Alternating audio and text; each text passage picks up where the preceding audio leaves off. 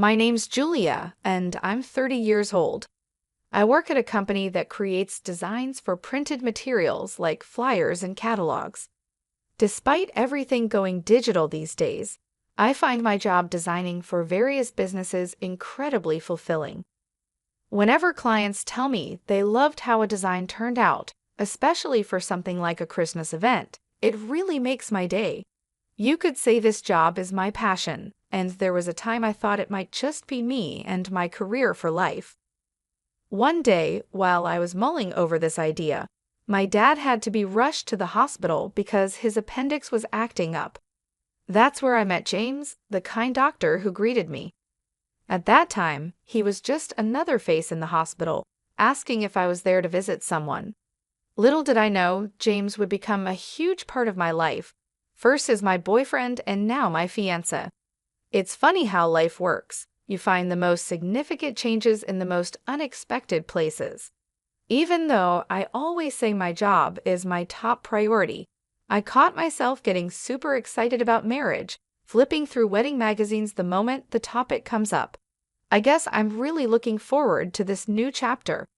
But not everyone seems happy about my happiness. My sister, for instance, has always had this way of looking down on me, and now on James too. It's like the more content I became, the more upset she got. It's strange seeing her face change over time, from the cute sister I once knew to someone who always seems angry. Her attitude made me incredibly frustrated, pushing my patience beyond its limits. This whole situation makes me wonder why people who only know how to belittle others often end up with such bitterness etched on their faces. It's as if their outer appearance begins to reflect the negativity they carry inside. Meanwhile, I'm just here, trying to navigate my way through life, finding joy in my work, and now in my engagement to James. Life is full of surprises, and I'm learning to embrace them, one day at a time. While I was enjoying a quiet afternoon, sipping tea in our living room and flipping through magazines, an unexpected interruption occurred. My sister, Emily, who is 3 years my junior, snatched the magazine right out of my hands. To my surprise, it was a bridal magazine I was looking at, and Emily couldn't help but question why I was interested in such a thing. I tried to brush it off, telling her it was none of her business, but Emily always had a way of making everything about her. Emily has always been quite upfront, especially about her dating life, proudly stating she's never been single. She launched into stories about her current boyfriend, even though no one asked. It's been the same ever since we were kids. Emily, with her charming looks, was everyone's favorite. She grew up spoiled, constantly affirmed by our parents and everyone else, which made her believe she was the center of the universe. This attitude led her to look down on me, treating me as if I was beneath her. "Don't stand too close. I don't want people to think we're alike," she'd say, or "Why bother studying? It's not like you'll get better grades." Her arrogance knew no bounds, constantly flaunting her popularity and assuming I was envious. Even when our parents tried to correct her behavior, it was as if Emily's arrogance was set in stone. She never missed a chance to belittle me, a routine that became the backdrop of our relationship. But one day, I'd had enough. As she went on about her latest boyfriend, I calmly revealed that I, too, had someone in my life. In fact, we were engaged and planning our wedding, which is why I was looking at bridal magazines. Emily was taken aback, skepticism written all over her face. She mocked, doubting anyone could truly appreciate me. But when she questioned what my fiancé could possibly see in me, I confidently responded that he was drawn to my optimism and cheerfulness. Her disbelief only grew, suggesting he must see me more as a caretaker than a partner. Yet, despite her harsh words, I knew the truth of my worth and the genuine love my fiancé and I shared, something Emily's cynicism couldn't tarnish. In my determination to maintain my career post-marriage, I hope to convey to my fiancé that being the perfect housewife wasn't in my plans. This revelation led to an exaggerated response from my sister, Emily, who seemed shocked at the idea of me working after getting married. "Are you marrying someone without money?" she quipped, implying that my future husband must be struggling financially for me to continue working. Her insinuation irritated me, but I clarified that money wasn't the issue. My fiancé James was a doctor with a stable income. I simply wanted to pursue my career. My sister fell silent after my comeback, muttering something under her breath as I walked away, feeling a mix of annoyance and satisfaction.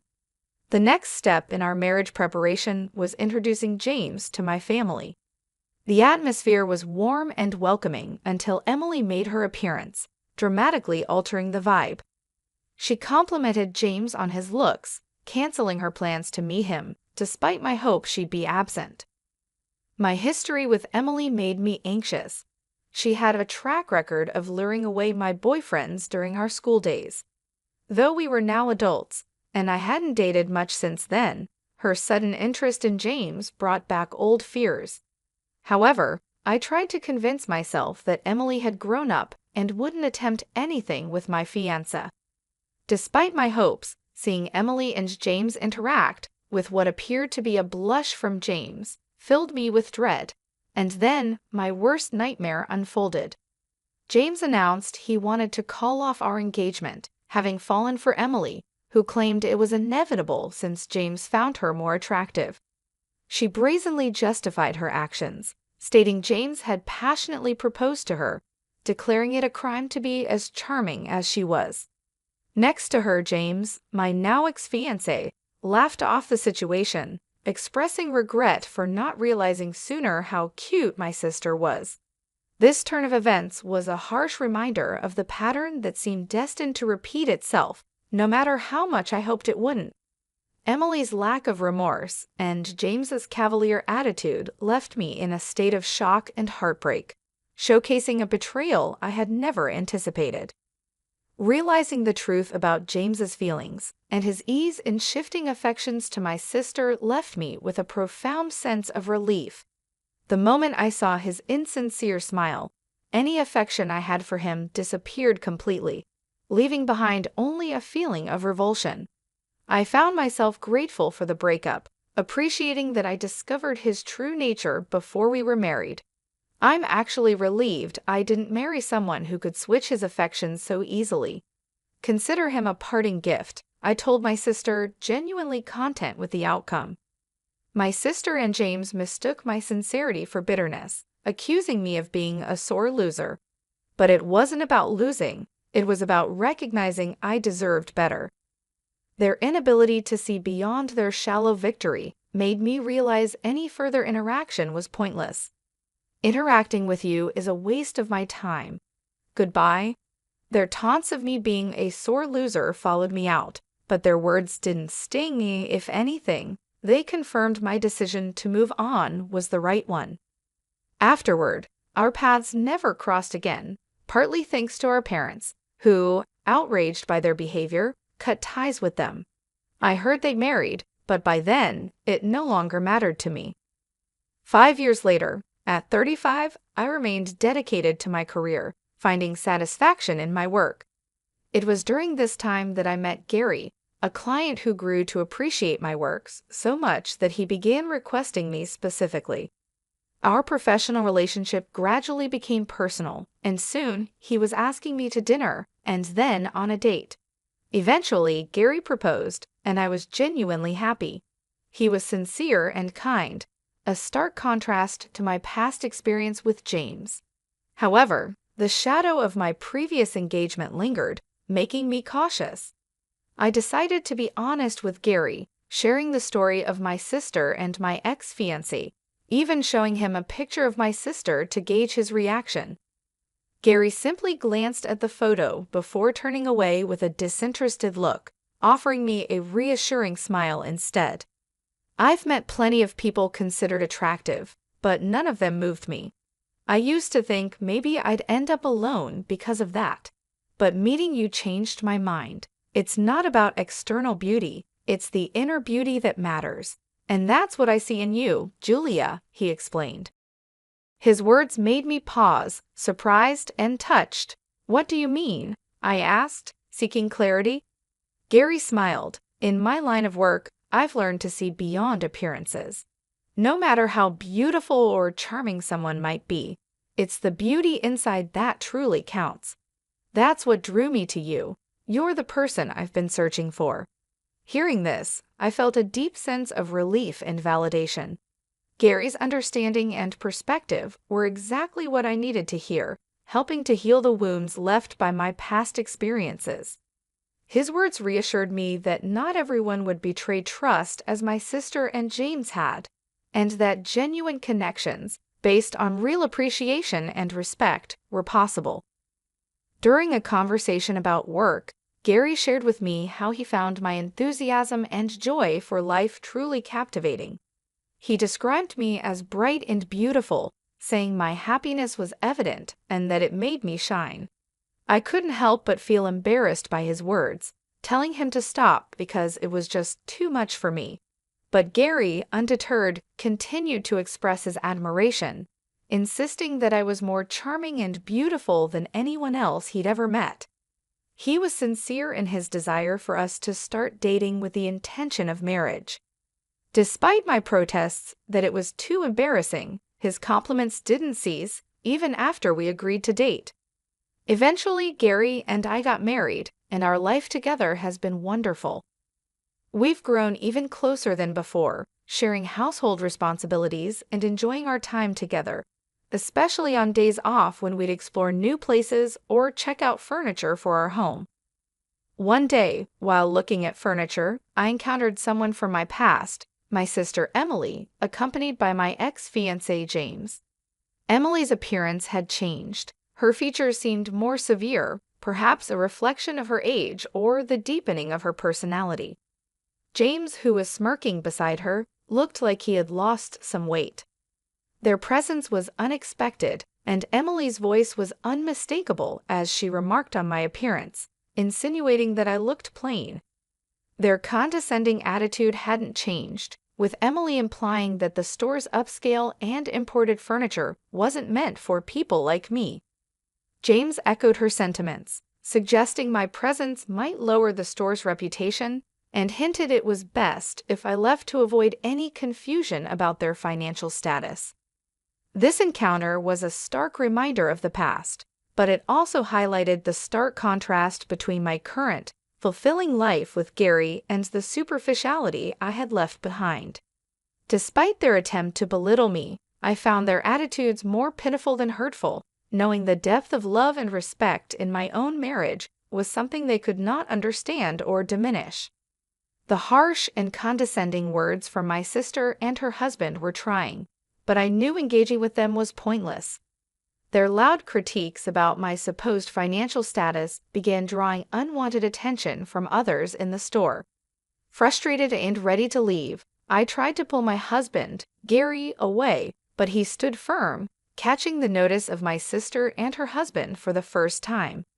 "Who's this?" my sister demanded, surprised to learn that Gary was my husband.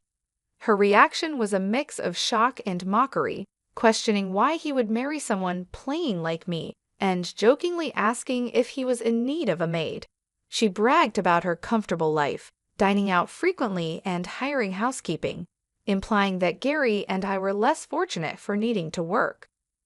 My sister's patronizing tone and her extension of her sentences in a particularly annoying manner only fueled my frustration. She gloated over stealing my previous fiancé, suggesting Gary and I were doomed to a life of hardship and mocking us for being a perfect match in her eyes. The insults towards me were bearable, but the moment she disparaged my husband, my patience snapped. I was ready to confront her, but Gary calmly stepped in front of me, introducing himself as my husband. Despite their dismissive reaction to his name, Gary remained polite and even offered his business card to James. This gesture seemed to momentarily pause the conversation as James glanced at the card, but my sister's attitude remained unchanged, continuing to belittle me as if it were a truth universally acknowledged. In this moment, Gary's composure and the dignified way he handled the situation made me realize the stark contrast between the shallow, materialistic values my sister held and the genuine, respectful love and partnership I shared with Gary. His calmness in the face of their provocation underscored the strength and depth of our relationship, highlighting that true value lies not in outward appearances or material wealth, but in character and integrity. Gary, always the picture of politeness, didn't shy away from confronting my sister's rudeness with a cutting clarity. To judge someone as ugly based on looks alone is shallow. But if we're talking about ugliness, yours stems from within, from a personality that delights in belittling others, he said calmly, his words slicing through the air with precision. My sister, so often unflappable in her self-assuredness, found herself blushing deeply, outraged at the suggestion she might be the one at fault. Ugly? Me? How so? She sputtered, genuinely thrown off by the accusation. A truly beautiful person doesn't feel the need to overshadow or harm their sibling. Could it be that your actions towards Julia stem from jealousy, from a desire to surpass someone you actually admire? Gary proposed, unsettling her further. The thought had never crossed my mind that my sister's constant competitiveness and cruelty could be rooted in anything other than disdain. But seeing her reaction, I couldn't help but reconsider the dynamics of our relationship. Gary continued, suggesting that envy was the real motive behind my sister's actions. Taking what belongs to someone else isn't just theft, it's a clear sign of envy. It indicates a struggle with self-worth and confidence. A truly confident person wouldn't need to assert their superiority by diminishing others.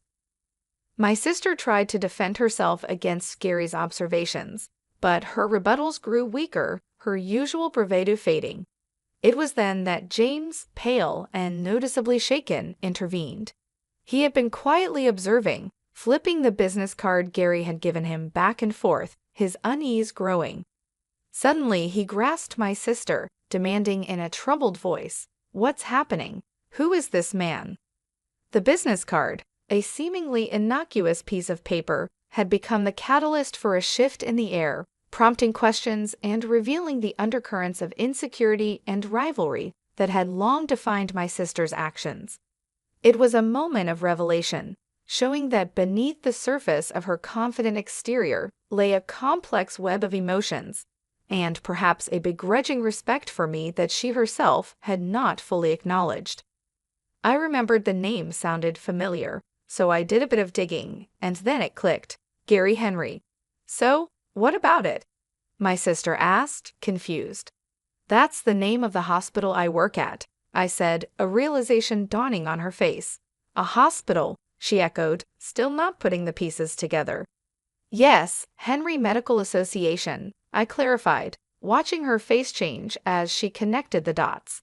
He's Dr. Henry's son, the director and head of the hospital, she stammered, disbelief in her tone. She tried to dismiss it as a coincidence, citing the commonality of the surname. But I knew for sure. I've seen him at the hospital with the director. I didn't recognize him at first because I only saw him from afar, but now it's clear, I admitted. My sister speculated that Gary must be a doctor too, given his father's profession, but the business card he handed over told a different story.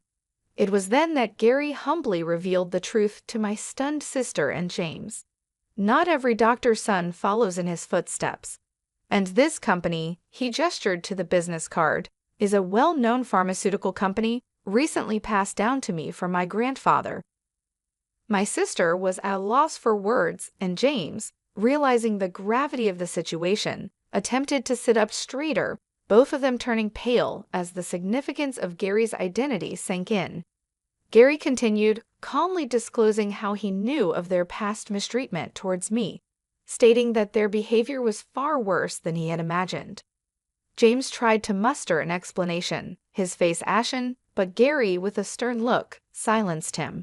There's no excuse for such behavior. I'll be informing my father of this, Gary warned, leaving James to contemplate the repercussions of his actions. As we turned to leave, James was visibly shaken, and my sister stood frozen, still trying to process the sudden turn of events. Walking away from them, I felt a sense of closure, knowing that the truth had finally come to light, and the respect and integrity Gary carried with him had revealed the true character of those who had wronged me. Leaving my sister and her husband behind, I felt a chapter of my life closing.